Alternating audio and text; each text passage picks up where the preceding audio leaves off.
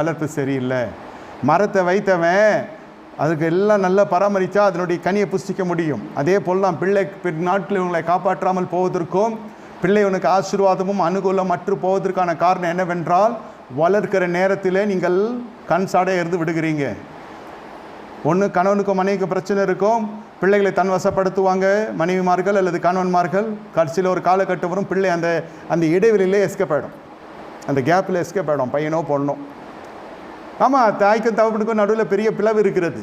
நாளைக்கு அது 20 வருஷம் கழிச்சு உங்களே கேள்வி கேட்கும், உங்களுக்குள்ளே சண்டை வந்தது இல்லையா, நீங்கள் என்ன சந்தோஷமாக இருந்தீங்களா, சமாதானத்தோடு இருந்தீங்களா, எங்களுக்கு என்ன ஒரு இதை செய்து வைத்தீங்க, இதெல்லாம் கேட்க ஆரம்பிக்கும். நான் என்ன சொல்லுகிறேன், அவ்வளோ தூரம்லாம் போக வேணாம். வேதம் சொல்லுகிறது, கர்த்தாவே நான் உங்களோட வார்த்தையை மறந்தேன், நீர் என் பிள்ளைகளை மறந்து விடாதிரும், இன்று நான் மனம் திரும்ப என்று சொல்லி மனம் திரும்பி பலிக்கு பெறுகிற ஆசீர்வாதத்துக்குள்ளே பிரவேசிப்போம். கட்டளை மூடி கர்த்தரை நோக்கி பார்ப்போமாக.